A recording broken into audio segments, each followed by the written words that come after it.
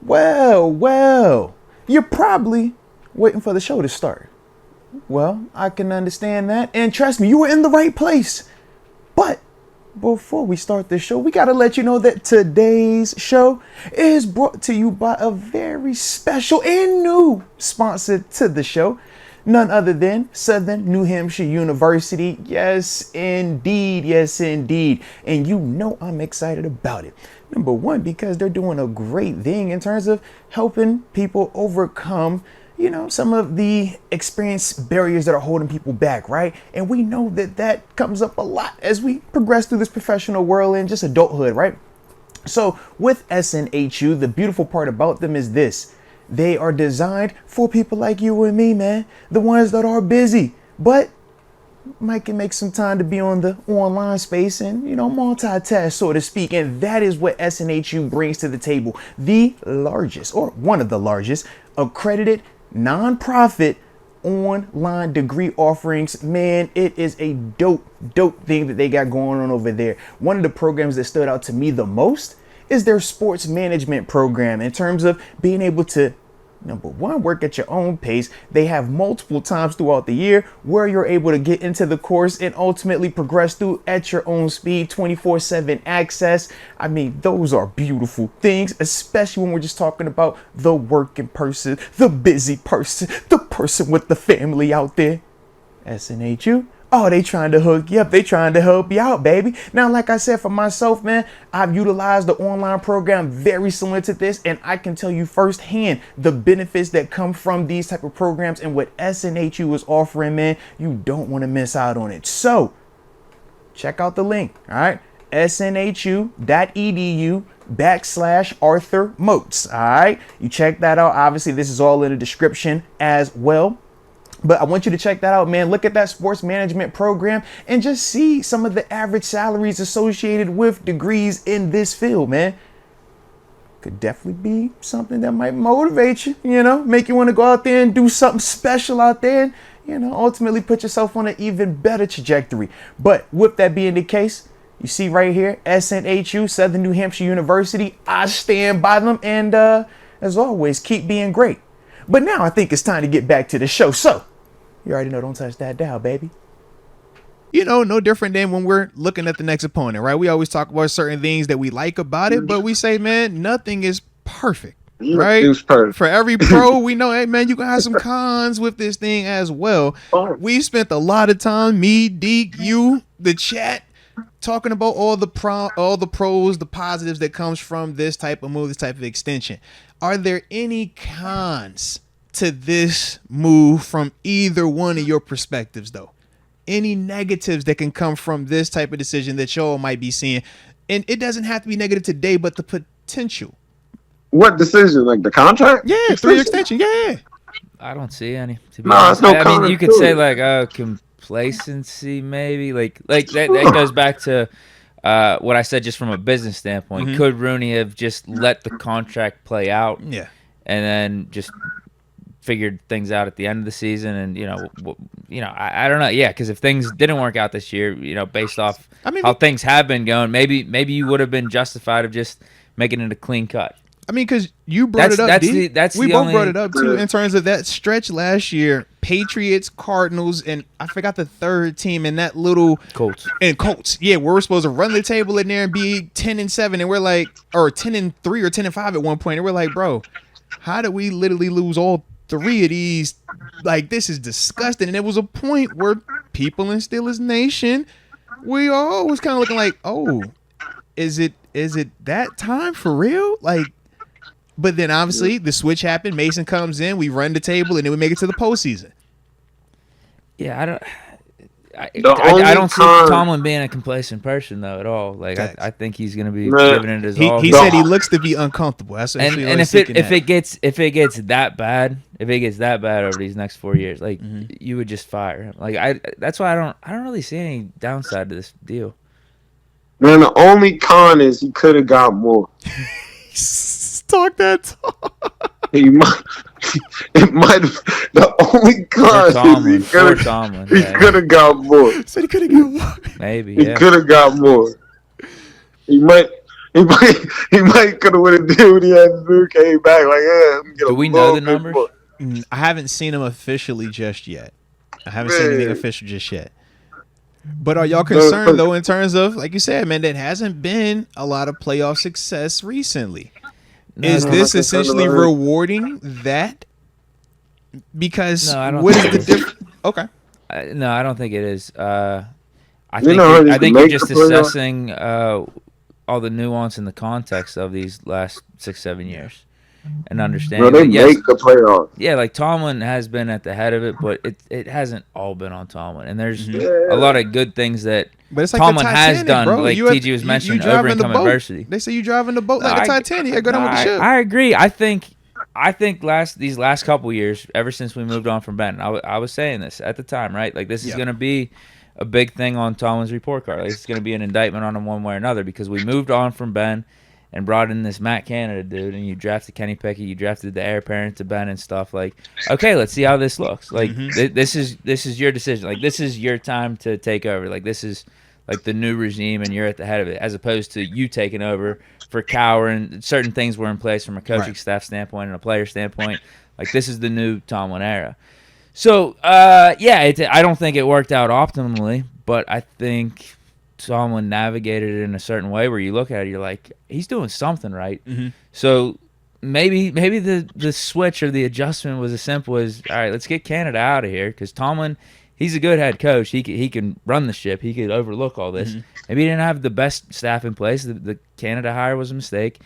And the quarterback play hasn't been completely up to snuff. We saw what it looked like when it was up to snuff with Mason. So maybe it's as simple as those two things. And I think we got that in place this offseason. So you said he made 2 mistakes. You just had to get rid of both of them and everything is good now? Well, yeah, and this is what I'm saying too. I think Tomlin deserves the benefit of the doubt to get things right because of his resume and what he's done for the Steelers over the course of 15, 16 years. Yeah. But yeah, it's the last 6-7 years haven't been optimal. But what's the plan going forward? Like you can look at the past and try to predict the future, but I don't think you can completely. But you assess it as best you can, and that's what I mean when I say, like, I think Rooney looked at it and looked at it with context and nuance, and like that Duck Mason year when Ben gets his elbow surgery, like 6 quarters into the season. Are you holding that against Tomlin, or versus is that like Russ a pro too, bro? Tomlin You think season? about it, versus Russ and the Seahawks. Yeah, too. it was. Yeah. Or even these last 2 years where we're supposed to be rebuilding in a sense, like everyone from a national media standpoint is writing us off. Yeah. Like we end up going 9-8, almost making the playoffs. Kenny's rookie year, and last year we go 10-7 with 3 different quarterbacks, firing a coordinator midseason. Like, I mean, there's something to be said for some of that. Like there's been good things. Like his Tomlin's ability done. to overcome the adversity, to adapt to whatever the situation is, and still seem to get the most out of it as well. Right. Okay. What do you think, TG? Yeah, how you feeling about it, T?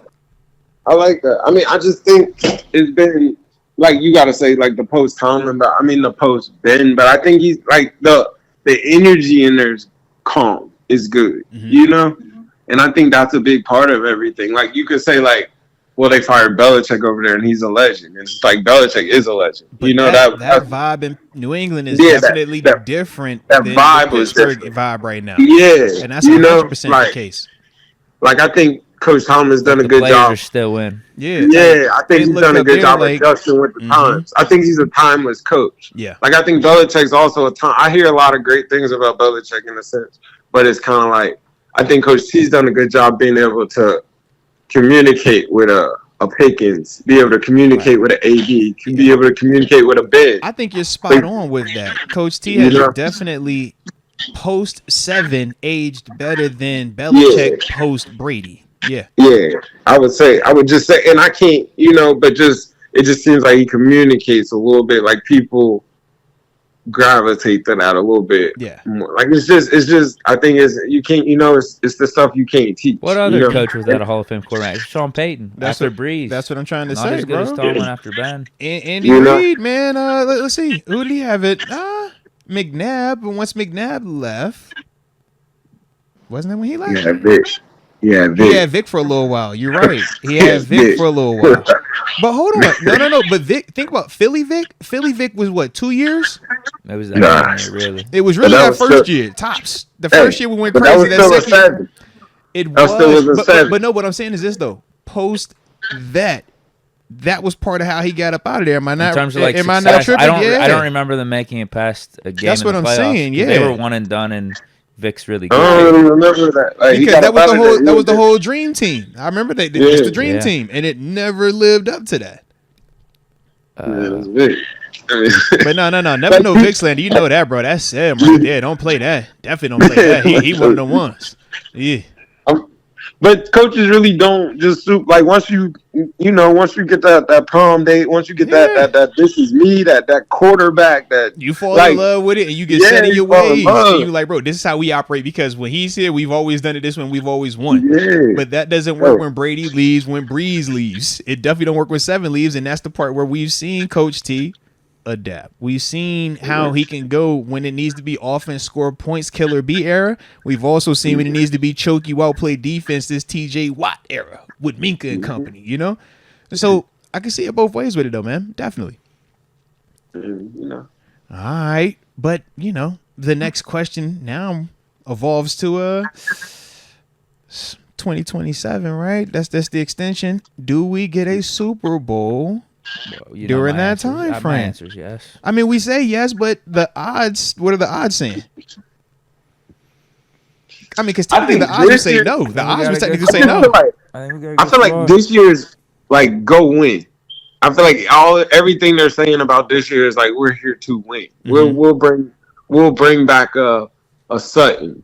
We'll bring in a Fields. We're still trying to get a Brandon Ayuk. We're still like active, like everything. I feel like is like, man, whatever it takes to win. I'm gonna give you the best. Like, here's a Patrick Queen, tried to get a Jeremy Chin. You know what I mean? Like, they did. Yeah, like that boy said he didn't want to come here though. What's up with your man? He said he want to come. He must have gave him something nice too. He said no, it was less money. He said I with took the less to go to Washington. I'm like, bro, is TG your man? You from DC? Where you from? Baltimore? Where you from, bro? Why you want to go there? I'm trying to figure out Bobby. Bro, stop it, man. Play with Bobby. Stop probably it, just a better fit, better role, maybe. Play with Bobby. Wait, is Bobby Wagner's with the Commanders? He is, yeah. He got paid nice to go out there too, bro. Yeah. I mean, Dan Quinn out there, like, Dan's his man. Dan's his man. You know. He was nice with Dan, though. Dan's his man.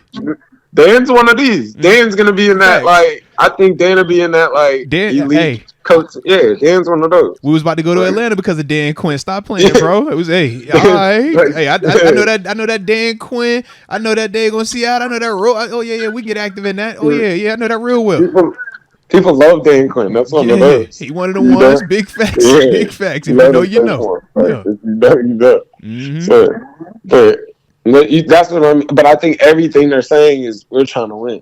We're trying to get every piece. Like, here's the offensive lineman early. Yep. Here, I'm coming back in another one. Like, it just, I'm trying to win. I want to win right now. Like, I think that's what it's all saying. Like, I think everything they're saying this year. We shouldn't be afraid of anyone in the AFC. I don't see why we need to. Russ and the Broncos last year. You mentioned it. Beat the Bills. Beat Josh Allen. See, I knew he was going to bring that one up specifically. I don't know why you want to bring that one specifically, though. So you ain't like, bring that one up specifically. You get Russ over here. He's got that championship mentality with a better team and not being sabotaged. Like, you say what do we got to fear in the AFC? Russ knows how to win, though. Yeah, big facts on that. Russ knows how to win. Like, Russ finds a way to win. Like, wherever he's been at. Yeah. Yeah. Whatever he do, he find a way to win. I might miss the first jumper. I'm gonna make the second one. Like, I'm find a way. You peeped it. hey, what a what? I said, he didn't even hesitate. Okay. Man, I'm not about to play with you. He ain't take the rollie off for nothing, Deke. He shot that thing with the rollie on. I said, you nasty. Come on. You nasty. And but it's like, that's the type guy, like, he finds ways to win. Yeah. Like that. I like that Seattle Super Bowl run. Like, I always forever say it, but it's like he found a way to win that. That defense was that, but he found ways to score. That Green Bay game that they had won that year, like miracles happen. Like it's like he do carry that positive energy that bring positivity. Like find They had ways. a crazy ass comeback. I don't know what year it was on the road in Atlanta. They were down like 20 plus points. And I don't know if it was a divisional or NFC championship, but that was postseason. Yep. Yeah, that's what Russ is all about. I mean, I've always appreciated him from afar because he is big time in the fourth quarter, and big time in the finds ways to win. Facts. I mean, dude, we brought up the game when 7 got hurt, right? The 6 quarters into the series, we're playing against Seattle. And remember, we're up, and Russ is the one who makes the plays at the end of the game. He has the scramble, hits the throwing it back and into the DK. Yeah. He finds ways to win. Tyler Lockett is a great, elite receiver in this league, but he's made Tyler Lockett look amazing. Maybe Doug Baldwin's the better guy to bring up. But you think about Lockett, Baldwin, both of them dudes though. But Lockett's been doing all right. I feel like people don't. I think his hype was with Russ. I think Russ put him on the map with that. I agree. Yeah, that's fine. Yeah. I think Russ put him. I think he's him now. Like, but I think. That story could have been way different. Like that's what I think. I get you on that. Yeah.